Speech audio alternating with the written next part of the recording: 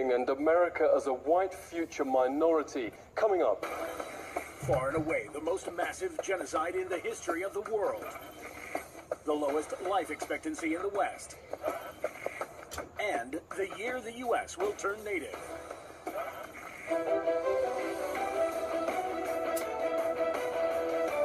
Virtually none of Thanksgiving has an ounce of accuracy, notes the bestseller Lies My Teacher Told Me. The idea of Europe bringing civilization to the Americas simply flips truth on its head. This is what European explorers actually... You're watching RT, which is a, for those that don't know, a pretty major, damn near close to mainstream news source. You know, I like it because it's a little off mainstream. You know what I'm saying? They kind of get in with the net, nooks and crannies a little bit more. But, yeah. Shout out to Hood, man. Hood to Hood. I believe it's Hood to Hood 1000, something like that. But Kings to you, bro. Dropped this, and after 30 seconds, I said, well, where's my camera? Let's go. But, yeah, man. This is RT, so this ain't finding nothing on YouTube. You're not watching YouTube right now. Well, you are watching YouTube, but you're not watching a YouTube within a YouTube. You get what I'm saying. You're not watching a YouTube video while you're watching a YouTube video. Not right now. Not this time.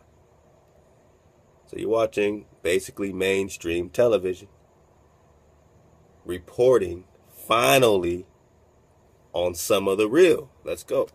Found in North America. Far and away the most beautiful city on earth. 5 times the size of London or Rome. Great towers and buildings rising from the water. 60,000 gleaming houses. On the and top, let's go. America as a white future minority. Coming up. Far and away the most massive genocide in the history of the world. The lowest life expectancy in the West. And the year the U.S. will turn native.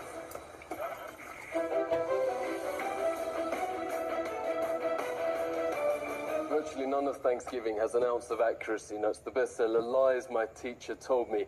The idea of Europe bringing civilization to the Americas simply flips truth on its head. This is what European explorers actually found in North America.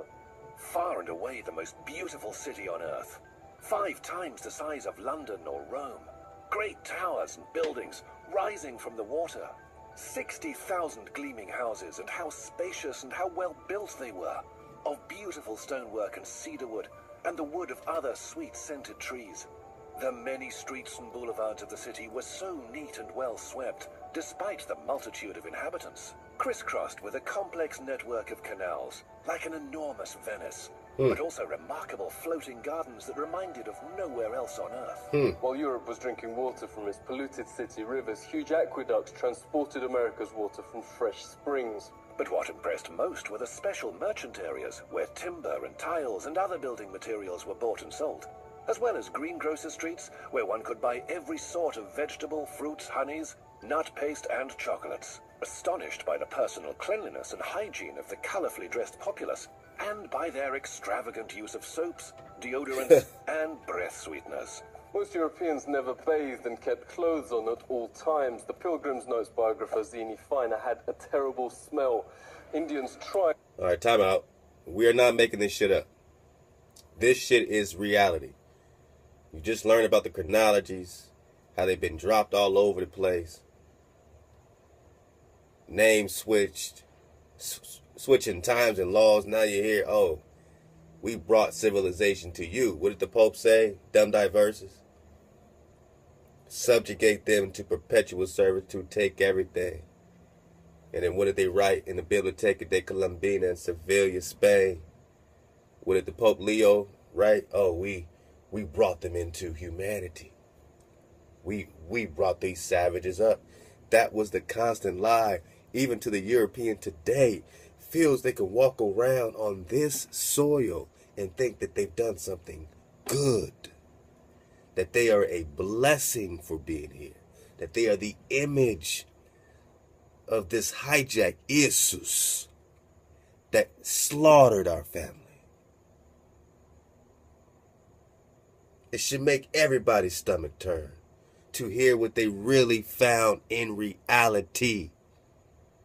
how can you bring any new drop to what was already established as the drop in Drop Nation?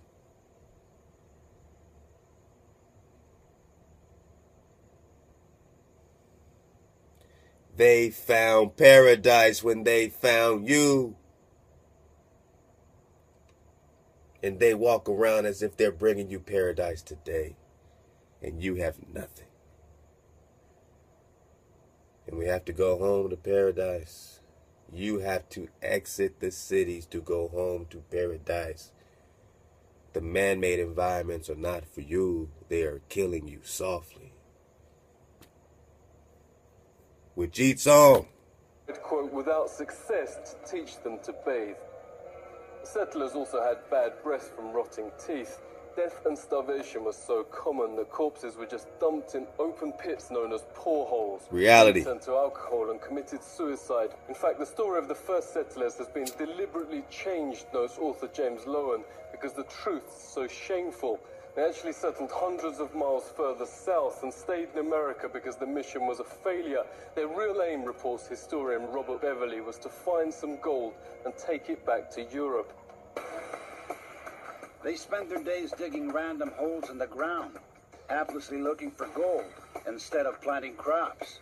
Soon they were starving and digging up putrid Indian corpses to eat. They took some Indian prisoners and forced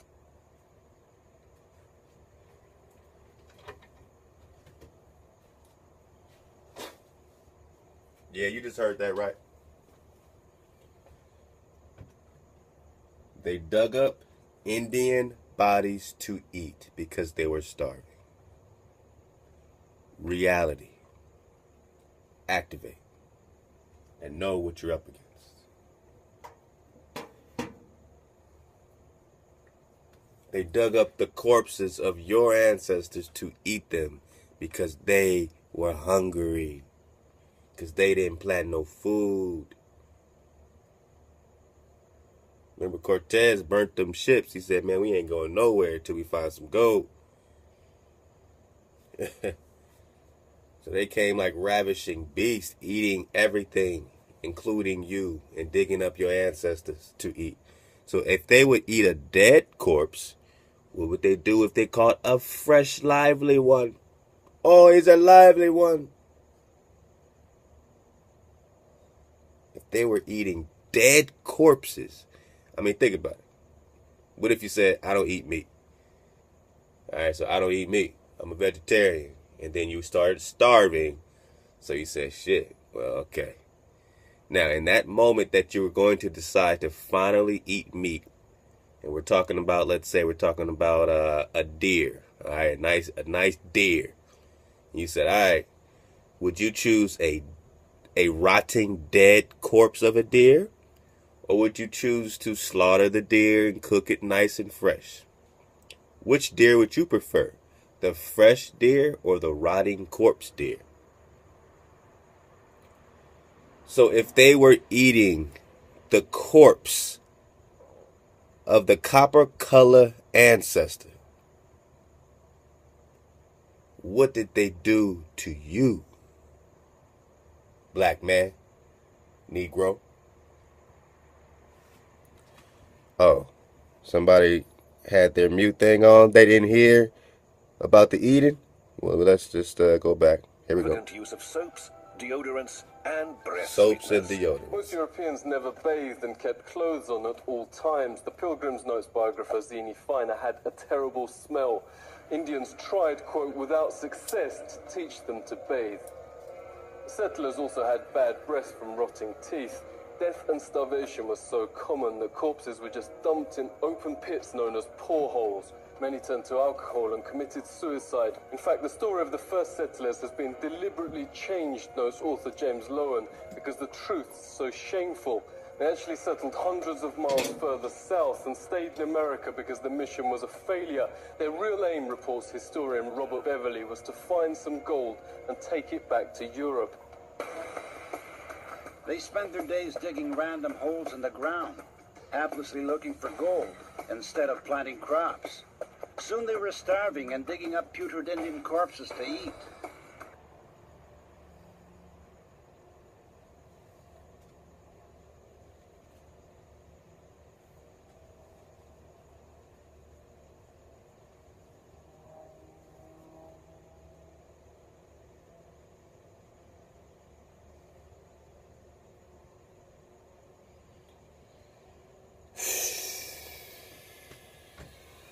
Moving on. They took some Indian prisoners and forced them to teach the colonists how to farm. And the meal with the natives wasn't quite the Thanksgiving shown on TV and in school books.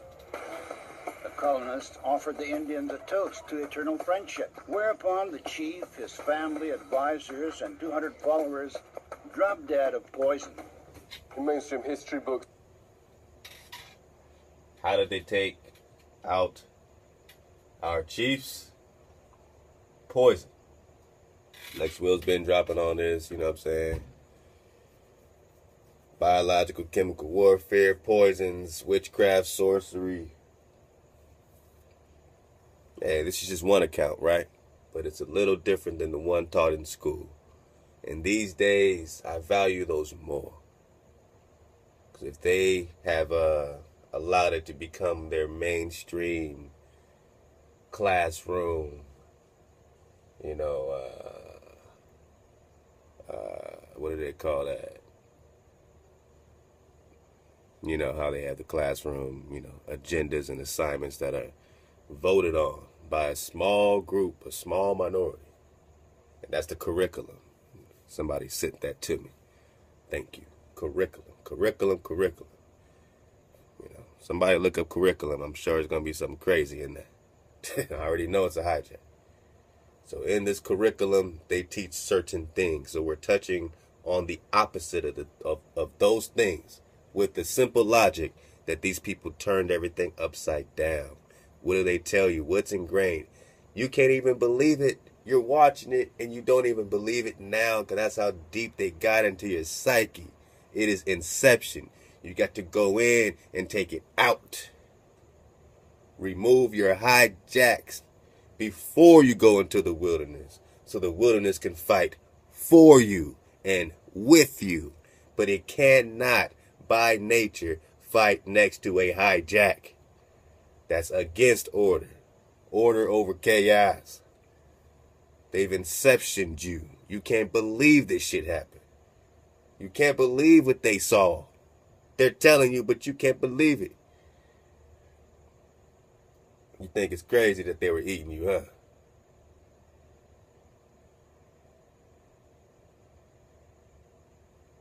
This is the unpopular opinion. And we're being scientific about it.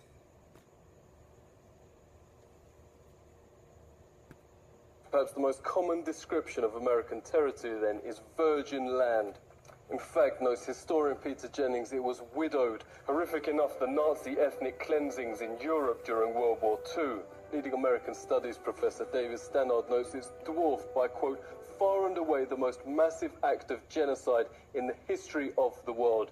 The death of 100 million indigenous people in the, quote, America. Oh, get over it.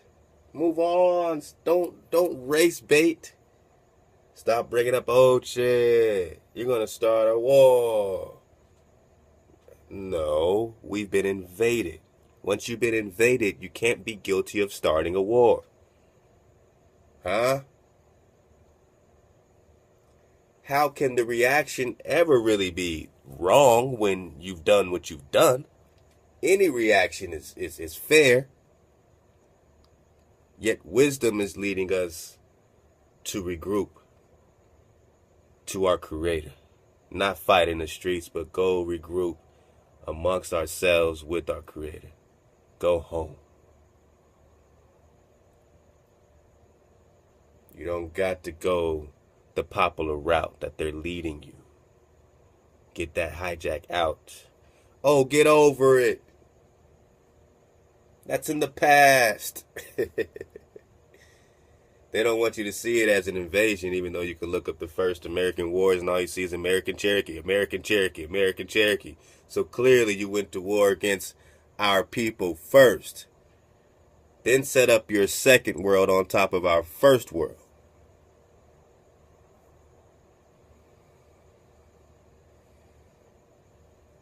Get over it. Will the land ever get over it? Will the earth ever get over it? Will the air, the wind, will the sea ever get over it? Will Heya ever get over it? And Holocaust, some from disease, but also vast numbers from a deliberate policy aimed at wiping out the race that mainstream history books continue to pretend never happened. Huh. He knows when Heinrich Himmler called the final solution, quote, delousing, Himmler was only echoing the Pilgrim Army's rallying cry, nits make lice, nits being Indian babies. This was a map of Indian nations across the US. 80% of the first government's entire budget went on attacking existing Indian settlements to take their developed farmland. Settlers would most probably Gotta see not that have map survived, again. writes You know Jennings, me. on their own. 95% rallying cry, nits make lice. Gotta see nits that map being again. Indian babies. This was a map of Indian nations across the US. 80% right. of the first government's entire Oh, I was not budget went on quick attacking enough on the when draw. Heinrich Himmler called the final solution, quote, delousing, Himmler was only echoing the Pilgrim Army's rallying cry, nits make lice, nits being Indian Come on, babies. come on, come on, This come was a on. map of Gotcha. I just want y'all to, be able to get that. I like maps. You like maps. We like maps. Somebody's gonna find something, so do you.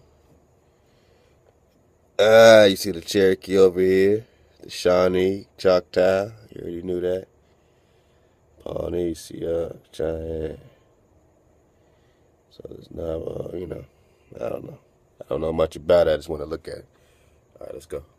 Indian nations across the US. 80% of the first government's entire budget went on attacking existing Indian settlements to take their development. Okay, 80% of the entire budget of the corporation that's owned by the London Company Corporation, that expects you to be a citizen of the corporation, owned by a corporation, although you cannot be a citizen of a corporation. However, 80% of their budget goes towards destroying you. That 100, which is even more than that, hundreds of millions of us slaughtered here. So 80% of their budget goes towards destroying hundreds of millions of who? Adamites. Seeds of Adam. Oh, everybody's a seed of Adam. Adamites. Seeds of the original Adam. Adamites. Seeds of that frequency that has never gone nowhere, that can never go nowhere. You have never been separate. It is an illusion of seclusion. 80% of their budget goes towards you. Settlers would most probably not have survived, writes Jennings, on their own. 95% of America's entire population was then wiped out. Bang. American Holocaust notes there is documented evidence of colonist leaders going town after town, deliberately killing all men, women, and children. Yet school texts and history books remain silent. Orders came from the very top. Under the direct order of George Washington, at least 28 of 30 Seneca towns and all the towns of the Mohawk, Onondaga, and Cayuga were simply obliterated. George Washington wrote, the Indian country, quote, must be destroyed.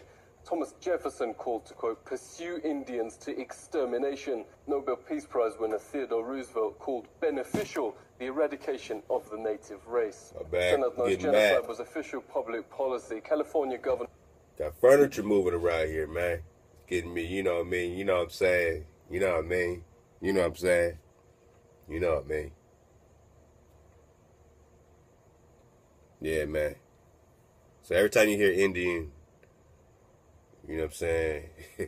Replace that with something that you know they're talking about you. If you're used to hearing black, fuck it. Every time you hear Indian, say black. That's what you're programmed for, and that might get to you more than a Negro, something else that you're not really, you connect with black. Nothing I can do right now can make you not connect with black. Okay? Whatever. You're copper colored, but connect with black. Black power, black power. You gotta get off that checkerboard. You gotta, that chessboard, whatever, that Masonic thing. You got to get off that duality. You got to get off of that. You got to get off of their version of time and space. You got to connect back to the throne above the firmament. But fuck it. Every time you hear Indian, just think black. We got to get to these black people. We got to do this to black people. That's why they say Black Lives Matter, because, they've inceptioned us with this shit. All right, so You connect to black, every time you hear Indian, think black. Peter Burnett in his 1851 message to the legislature. Extermination must continue to be waged until the Indian becomes extinct. Black. Another governor issued the public proclamation to, quote, pursue, kill, and destroy all Indians. Black. A witness notes the ensuing bloodbaths practically wiped out the native race. Black. The whites shoot them down like wolves, men, women, and children, Black. wherever they could find them. This war of extermination against the Aborigines is Black. ending to the final extinction of the race. What reportedly saved the race from extinction was their use as slave labor. Black. This extermination policy has proved so injurious to the interests of the whites. Indian labor is indispensable. Black. Underpriced slaves were Indian girls as young Black. as 3, said the Marysville Appeal, for fulfilling double roles of labor and of lust. Black. Florian Jr.'s hereditary chief of the Hankton One First Nation, Phil, really Hijack. great to see you. What facts are being airbrushed out of history?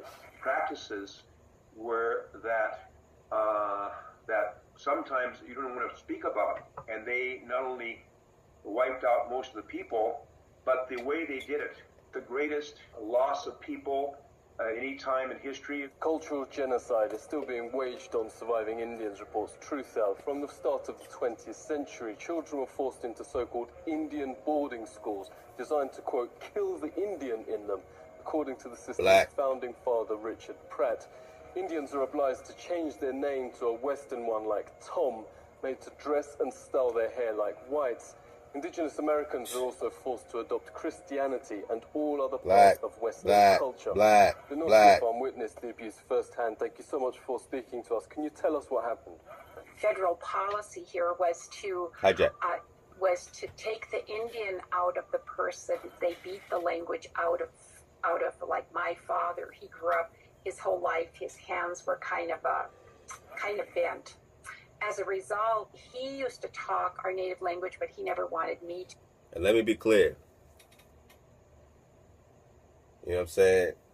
There's a lot of people that are going to be waking up feeling like they're just caught in between the cracks. And I don't ever want to represent something that isn't true. What's true is that our energy, what we're talking about, when you choose up, when you choose to be on a certain vibration, that's all there is.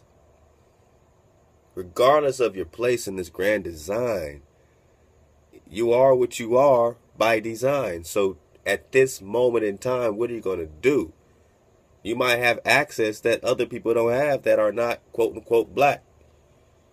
So don't say, oh, well, I'm just a hijack. No, you don't have to be a hijack. We're just saying the root of all this crap is a hijack. We're pointing out the proxy that's been placed as a hijack. But some of these people still had, let's say, warrior mentalities or roots that were against what's going on. Not all these people were cool with this shit. Let's be true with that. Now, I'm not saying they rose up as a nation fighting with us, but not every single person, case by case, was cool with this shit. That's not fair, right? There are those of them that I'm sure fought with us. It might be speckles and sprinkles, but I'm sure some folks was choosing up. And there are descendants of those people today where it's not fair to just be like, hijack, nigga, because we don't know. Like, you know what I'm saying? This person's knuckles, whatever the case was, maybe he was, trying to choose up. We don't know his case, so we can't judge him. There's one judge. So let me be clear on that. Don't make me Obama you. Let me be clear. All right, that was all right. That was all right. So dig on it. So I just want to let all the family understand that when I say family, we're talking energy.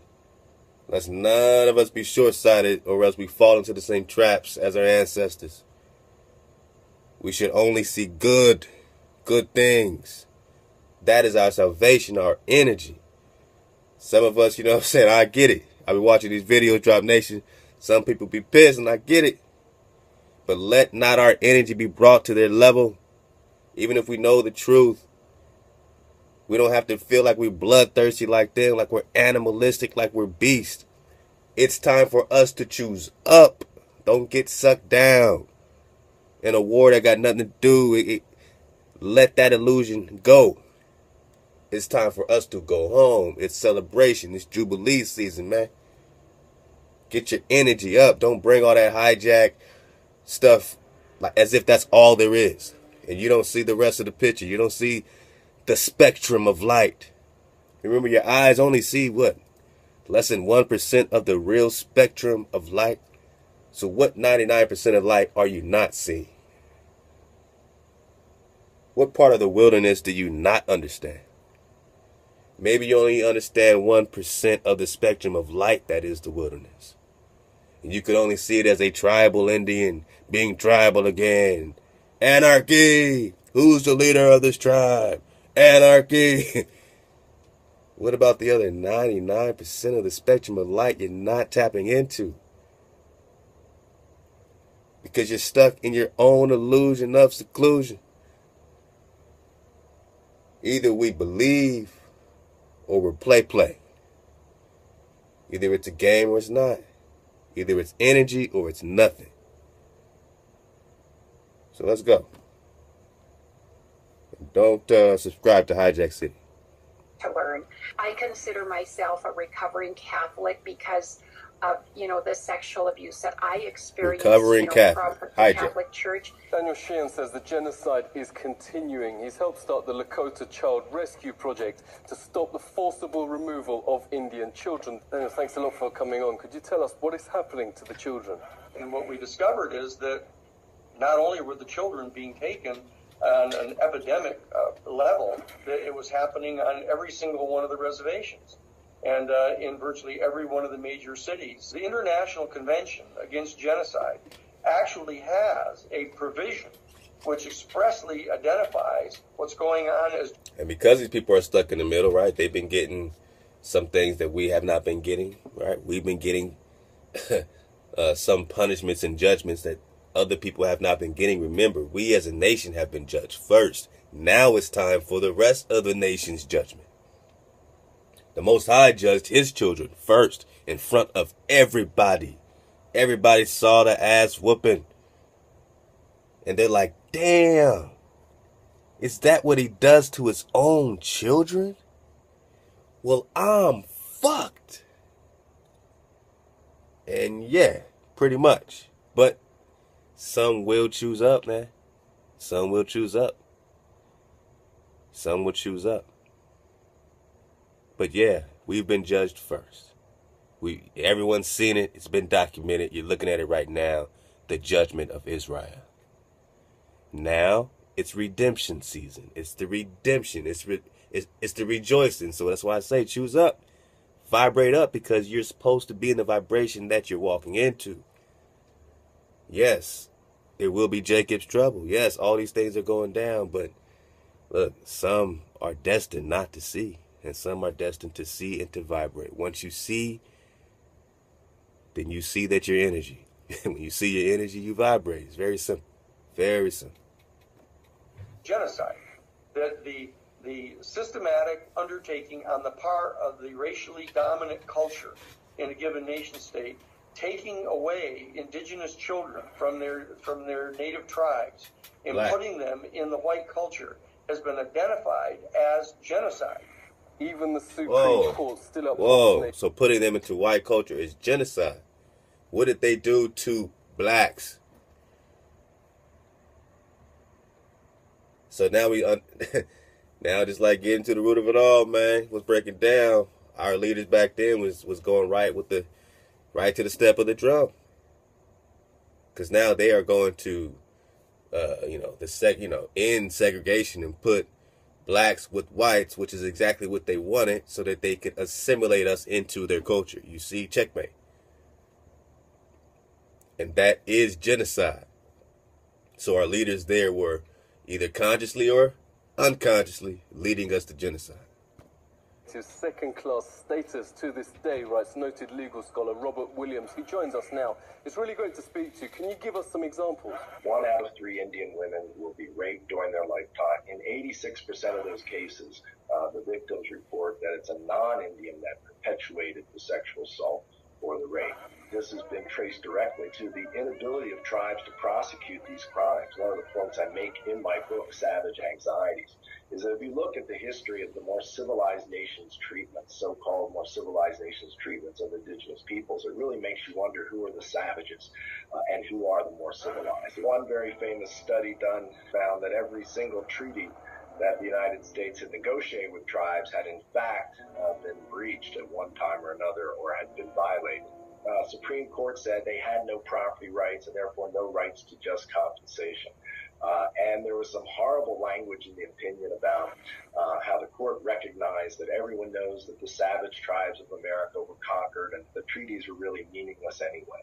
So it's this perpetuation of these stereotypes in this case. Just like the brother Lex Will just broke down.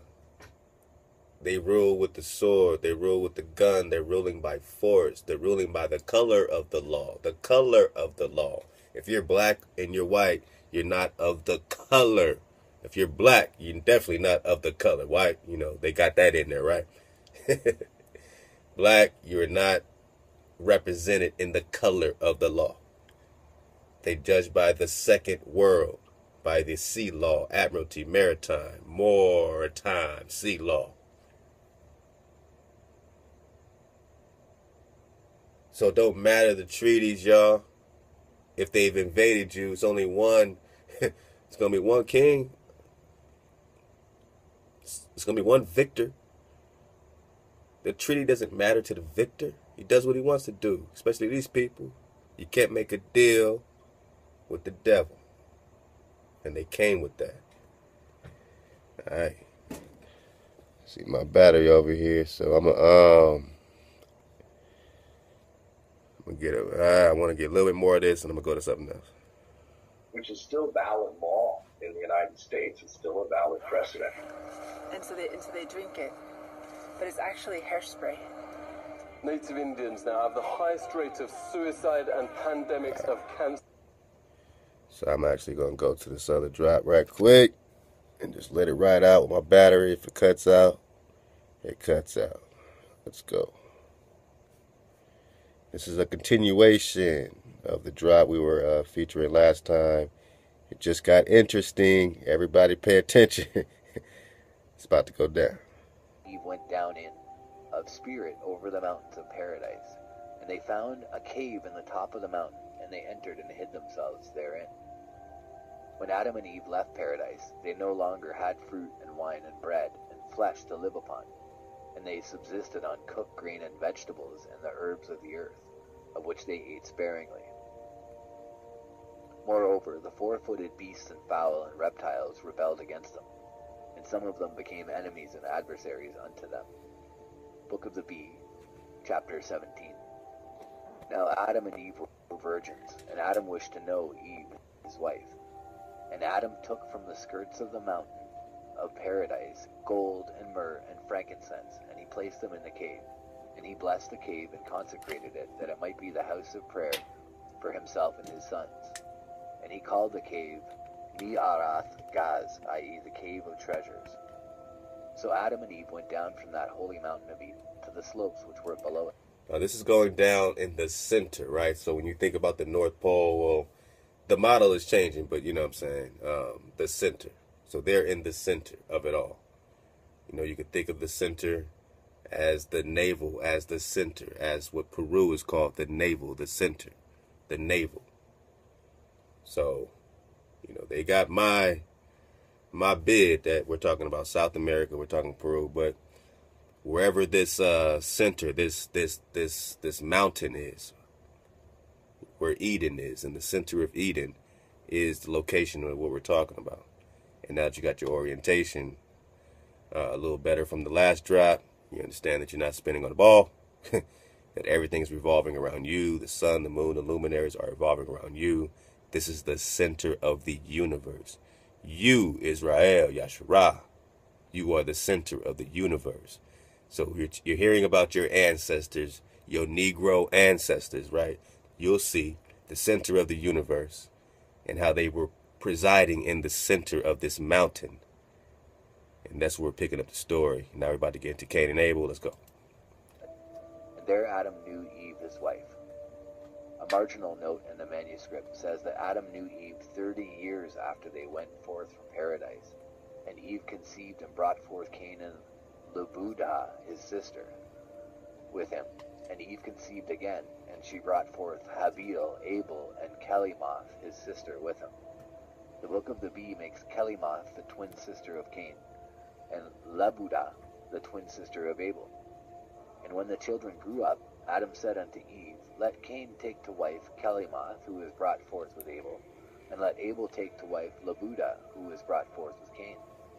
And Cain said unto Eve his mother, I will take to wife my twin sister Lebudah, and let Abel take to wife his twin sister Kelimoth. Now Lebudah was beautiful. When Adam heard these words, which were exceedingly displeasing unto him, he said, It will be a transgression of the commandment for thee to take to wife thy sister, who is born with thee. Nevertheless.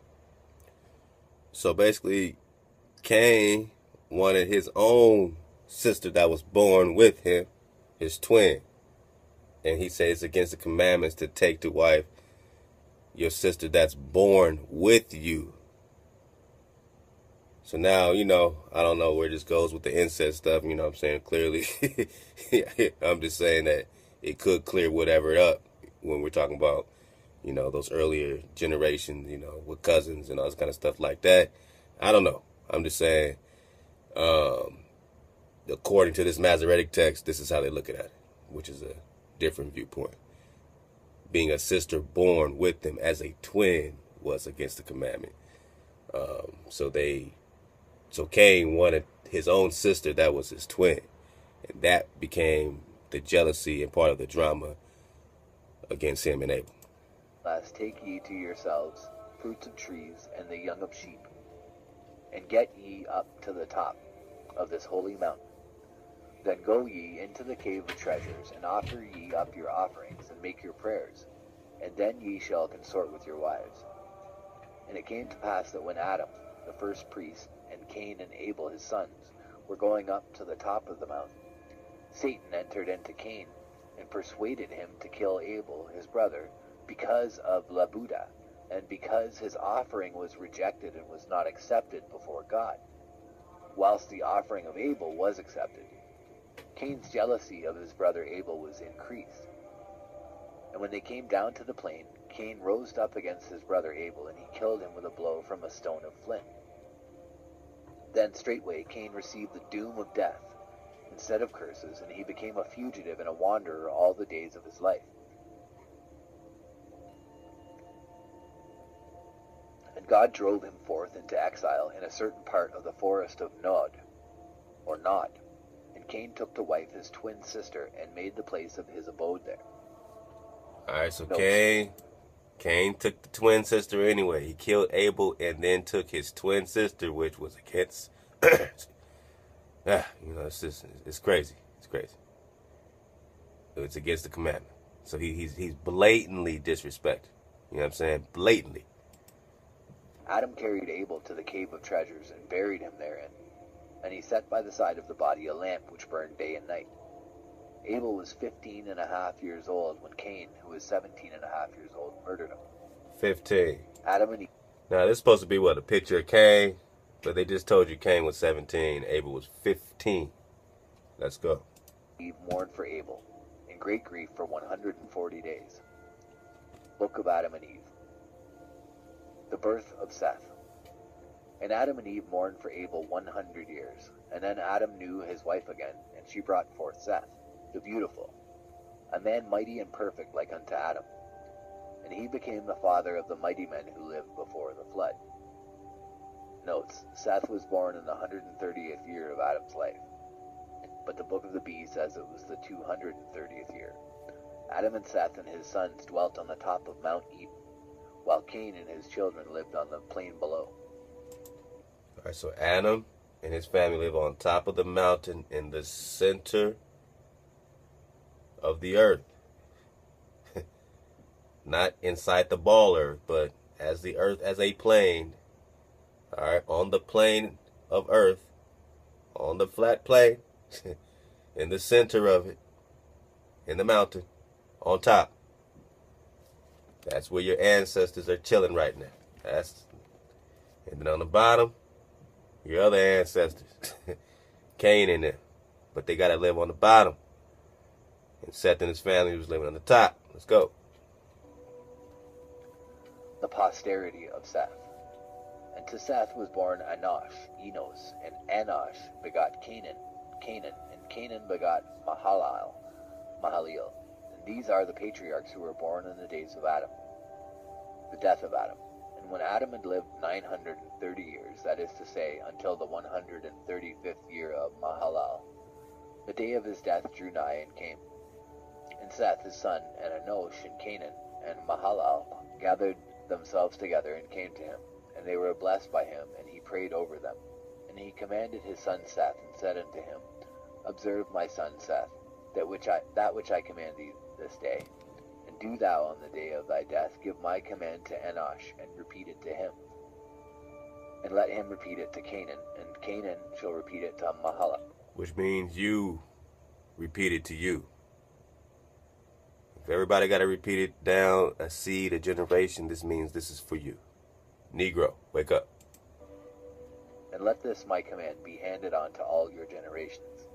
And when I die, embalm me with myrrh, and cassia, and stocti, and deposit my body in the cave of treasures. And whosoever shall be left of your generations in that day, when you are going forth from this country which is round about paradise, shall take place, shall carry my body with him, and shall take it and deposit it in the center of the earth. For in that place shall redemption be effected for me and for all my children. And be thou, O my son Seth. So that's a lot of drop. I know people will get that on different dimensions, but there was a lot of drop in there. Governor of the sons of thy people, and thou shalt rule them purely and holily in the fear of God. And keep ye your offspring separate from the offspring of Cain the murderer. And when the report Adam is dying was known generally, all his offspring gathered together and came to him. That is to say, Seth, his son, and Enosh, and Canaan, and Mahalalel, they and their wives, and their sons and their daughters, and Adam blessed them. And the departure of Adam from this world took place in the 930th year, according to the reckoning from the beginning, on the 14th day of the moon, on the 6th day of the month of Nisan, April, at the 9th hour, on the day of the eve of the Sabbath, i.e., the Friday. At the same hour in which the Son of Man delivered up his soul to his Father on the cross, did our father Adam deliver up his soul to him that fashioned him. And he departed from this world. And when Adam was dead, his son Seth embalmed him, according as Adam had commanded him, with myrrh and cassia and stocti. Now Adam's dead body was the first body buried in the earth, and grief for him was exceedingly sore. And Seth and his sons mourned for his death 140 days. And they took Adam's body up to the top of the mountain, and buried it in the cave of treasures. And after the families and peoples of the children of Seth had buried Adam, they separated themselves from the children of Cain the murderer. And Seth took Enosh, his firstborn, and Canaan and Mahalalel, and their wives and children, and led them up into the glorious mountain where Adam was buried.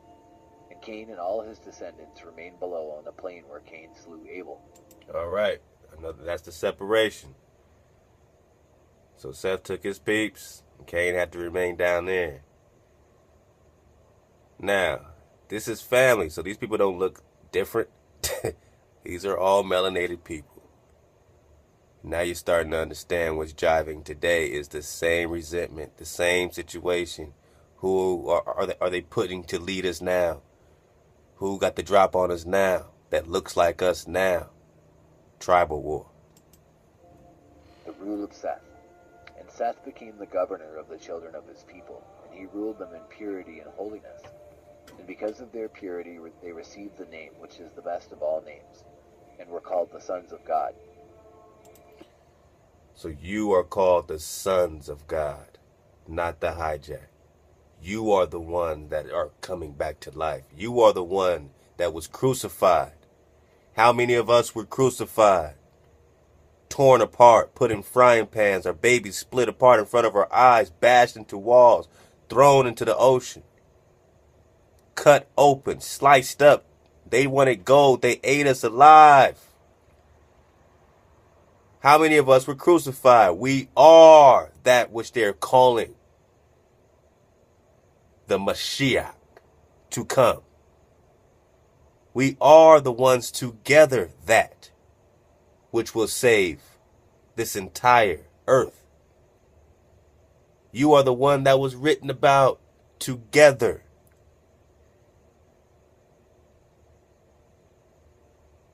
We are haya, haya, haya, haya, haya. Together. Don't you get it? We are the sons, the daughters of this energy. And there's no ifs, ands, or bones about it. And together is the only salvation for this place. Together is the only way this place is going to be saved. And the sooner people get down with that, the sooner everybody else can lay down. They and their wives and their sons. Thus they lived in that mountain, in all purity and holiness, and in the fear of God. And they went up on the skirts of the mountain of paradise, and they became praisers and glorifiers of God in the place of that host of devils who fell from heaven. There they dwelt in peace and happiness. There was nothing about which they needed to feel anxiety. They had nothing to weary or trouble them, and they had nothing to do except to praise and glorify God with the angels. For they heard continually the voices of the angels who were singing praises in paradise, which was situated at no great height above them. In fact, only about 30 spans, according to the measure of the Spirit. So as I was saying there, that it's because they're at the North Pole and they're on Mount Meru, or just below Mount Meru, and just above them, at Mount Meru and above it, is paradise. So yeah, Mount Meru is the center, is a mountain in the center, or on the center, not in the center, on the center. And yeah, shout out to Flatwater. Definitely subscribe, because he digs in, man, with this flat drop. You know, clearly he puts some hijacks in there as well with the Trinity and all this other stuff he's putting in. But, you know, hey, can't expect him not to be hijacked. But there is some drop, and there are babies in the bathwater. Get them out.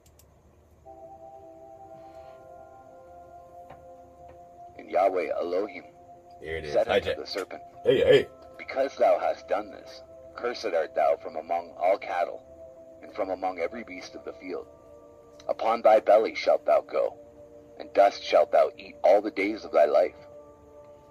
And I will put enmity between thee and the woman, and between thy seed and her seed. All right, listen up. It shall bruise thy head, and thou shalt bruise his heel. Upon thy breast and belly he shall keep watch against thy head, and thou shalt keep his heel. No serpent could bruise a person's head. Josephus says that all living creatures at this time were able to speak and had one language. He attributes the fall to this. All right, you're getting warmer. You're getting warmer. Let's see. Serpent's envy of the happiness of Adam and Eve. God, he says, deprived the serpent of speech and put poison under his tongue, not knowing that out of some 1,000 varieties of serpents, perhaps 1/2 are not poisonous. Oh, getting warmer, brother. Oh, is that Adam? You look like Will Smith.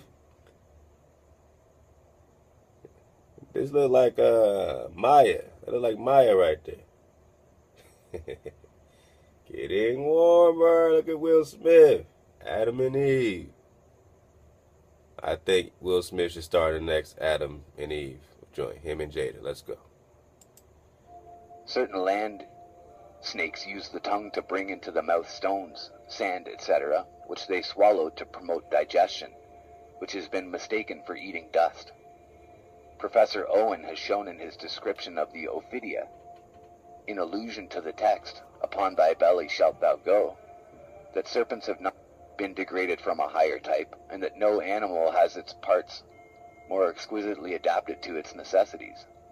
M. Lenormant observes in the Origins of History, that the serpent has been assuredly a symbol of life for the Chaldeo-Assyrians. Whoa. I mean, I know they dropping some drop right now. You know, the serpent with the Assyrians. Definitely. We're gonna rewind a little bit, but come on. Come on. Oh, man. Oh, made me choke on my own saliva. I need some water. Give it up. Adam and Eve. With the lion. Starring the lion. Feature. Okay, any questions? Hey, we got another one. Oh, you know, they got the... Yeah. Any questions? They had to do it. They were getting warmer, right? One of its generic names in the Semitic Assyrian language is Havav, in Arabic Hayah. Any questions? Hey, that's what y'all came for. That was the drop. That was the drop. Thank you for hanging in there, enjoying the show. That was the drop. Let's get it again. They're on Mount Meru, or just below Mount Meru, and just above them, at Mount Meru and above it, is paradise.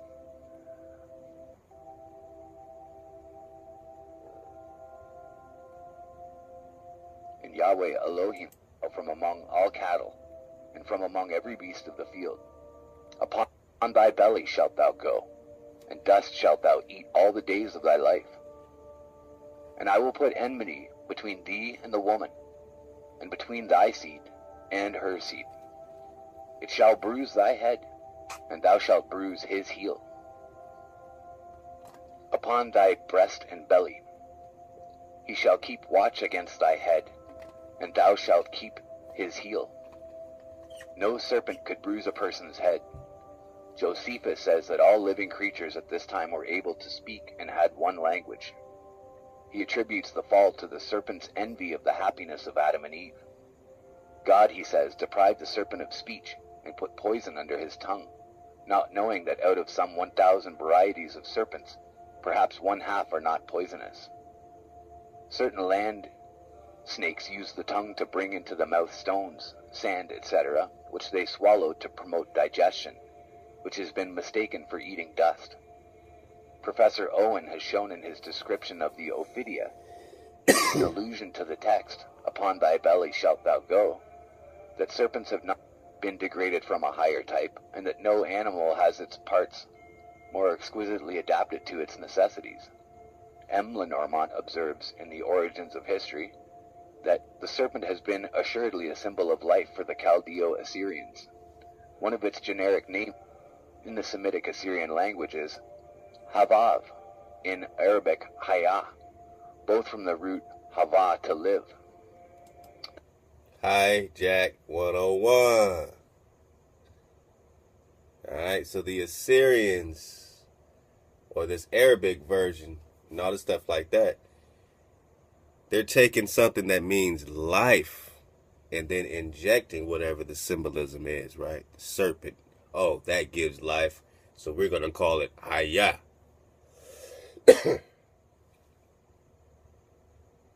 But what they really just gave you the drop on is that Hayah is life, is breath, is to be, to exist. Oh, he don't exist, the creator don't exist, then who gives you life? Chaos? Let's get it again.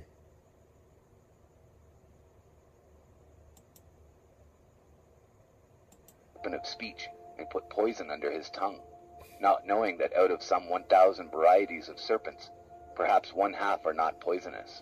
Listen up. Certain land snakes use the tongue to bring into the mouth stones, sand, etc., which they swallow to promote digestion, which has been mistaken for eating dust.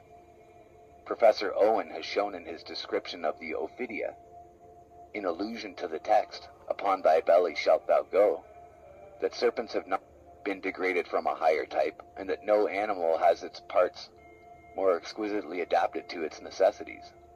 M. Lenormand observes in The Origins of History that the serpent has been assuredly a symbol of life for the Chaldeo-Assyrians. So now we just switched it. So now he's saying, oh, well, such and such said that the serpent is a symbol of life for the, I think he said the Chaldeo-Assyrians. So now this is how they view things. Here's their twisted view. He's saying based on the Assyrians, Chaldeo-Assyrians, we view life through the serpent's eyes. Right? Cain went with the serpent, right? He made a covenant with the serpent, right? He took his twin sister and said, I don't care what the order is. I'm in chaos. So some of us that walk among us are literally in the frequency of chaos. And some of us are literally in the frequency of order. And that is tribal war. And it all be looking like this, except now it all looks like everything. But you don't have to use your eyes. You can just use your feeling, right? You can use that ruach, right? That life. One of its generic names in the Semitic Assyrian language is Havav, in Arabic Hayah. Hayah. Both from the root Hava, to live. To live. The brazen serpent. So what do you choose? Oh, look at Adam and Eve now. Oh, look at the hijack city. Ladies and gentlemen, hijack city. The governor and governess of hijack city. Welcome. Welcome to the show. So, Hayah, Heya, hey, Hayah, life. Breath, life. What do you choose? Do you choose Hayah? No. Because I learned like this because my elder taught me this and I taught this. And because No, I don't choose life. I don't choose Hayah. What does Karate Man say when he karate chop you? What does Sensei say? What did Sensei say? He said, Hayah. They knew to call on life in that blow. They gave you the blow of life. They were calling on the Creator in their chi. And now we just look at it as hijack city because it doesn't even look like us because we forgot we're the root of it all. Getting to the root of it all. Take it away. Of numbers, which Yahweh himself ordered Moses to make. Hayah. Emblem of Yahweh as a healing deity. This serpent continued to be an object of popular worship until the time of... See, so now we're talking about the serpent being worshipped, and it started with, they brought up the Chaldeo-Assyrian joint, and then how they viewed life and called, through their injection, the serpent life. So they're calling this serpent Hayah, life, because they're injecting meaning of foundational legend into whatever they want to worship, to do their own thing, into chaos. Hezekiah, who broke it in pieces because the Israelites burnt incense to it up to that time. Right. And he called it Nehushtan, that is, brazen. Roos has observed that there is a pun here, for serpent is called Nahash and brass of Nahasheth. There is no mention of the devil in connection with the serpent until the apocryphal Book of Wisdom, which is of later date than the Septuagint. Even this seems to be figurative. In Ecclesiastes, it is said, the covenant from the beginning is, thou shalt die with death. And it is said, the text, upon thy belly shalt thou go, that serpents have not been degraded from a higher type, and that no animal has its parts more exquisitely adapted to its necessities. Let's go, we're about to get out of here. Observes in The Origins of History that the serpent has been assuredly a symbol of life for the Chaldeo-Assyrians. One of its generic names in the Semitic Assyrian language is Havav, in Arabic Hayah, both from the root Hava, to live. The brazen serpent of numbers, which Yahweh himself ordered Moses to make, was an emblem of Yahweh as a healing deity. This serpent continued to be an object of popular worship until the time of Hezekiah, who broke it in pieces because the Israelites burnt incense to it up to that time. And he called it Nehushtan, that is, brazen. Roos has observed that there is a pun here, for serpent is called Nahash and brass of Nahasheth. There is no mention of the devil in connection with the serpent until the apocryphal Book of Wisdom, which is of later date than the Septuagint. Even this seems to be figurative. In Ecclesiastes, it is said, the covenant from the beginning is, thou shalt die the death. And it is said, when the ungodly curseth Satan, he curseth his own soul. Lenormand says, one of the images of Malak Baal, the third person of the Phoenician triad, as the Nebuchadnezzar, the savior serpent, whose image Moses set up in the desert. The rabbis attributed Adam's fall to the envy of the angels, who, having in vain tried to prevent the creation of man, led him in by means of Samael and his angels, who were superior to them, and who employed the serpent as his instrument. If Adam had not sinned, he would have lived forever, according to some. The immediate consequence of Adam's sin was that the Shekinah was withdrawn from earth to the first heaven, and subsequent sins caused it to be removed to the seventh heaven. The Shekinah was a light created expressly in order to represent the divine majesty. The Talmud says that God originally offered the law to all Gentile nations, but they, having refused to submit, Israel took the law on themselves at Mount Sinai, and were literally, as Psalms describes, I said, ye are Elohim, and all of you sons of Elyon, the Most High. If it had not been for the golden calf which put an end to this state of bliss, that generation would have seen the end of Israel. Dr. Donaldson has a dissertation on this verse, in which he shows from Jeremiah and Nahum the real meaning of the word translated bread, the real meaning of the word translated heal. The same word is used for the tree of life that is used in chapters 1, 2, etc., for fruit bearing and other trees in general. The idea of a tree of life is common to many nations, and everywhere it is the increase of vital energy given by the intoxicating powers of the fruit, which has made semi-barbarous nations believe in a promise of immortality conveyed by it. In Aria, or area, we have the Soma, the Asclepios Acidula, or Acidula. In Babylonia, the palm, and the Akkadian inscriptions show us that ancient people gave the name Gestin, the tree of life, to the vine. R. Meyer taught that the tree Adam partook of was the vine, for nothing entices man so much as wine, of which it is said, and he drank of the vine and was drunken. Right. In the LXX. So now Adam got drunk off of wine. Yeah, I mean, so, hey. I don't know, I tried to squeeze y'all as much juice as possible, man. But we're just learning, man. We're still just growing. Be careful, not to turn into a solid object. Like Bruce Lee said, hi-ya! And he also said to be water.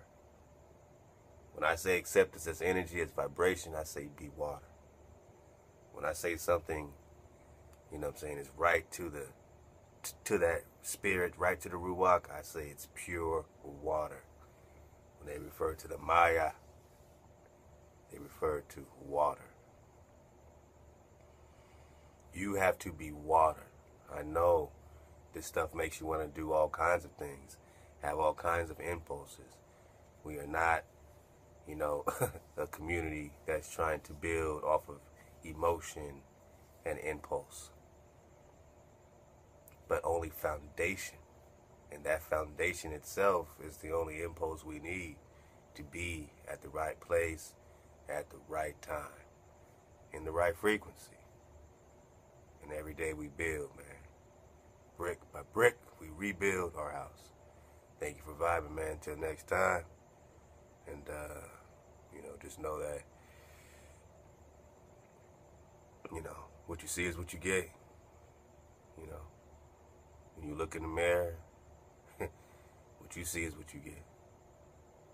You should be able to see your energy transform in these days, right? Remember what Adam is. Fire, water, earth, air. So you got wind, the finest of the wind. Remember, those texts said the Creator took the finest of the wind, the finest of the air, the finest of the land, finest of the water, and the finest of the fire, and put it in his hand. And there's Adam shining like a crystal. Then came the crown on his head and the scepter in his hand. And that was the image, that is your image, your energy that can never go.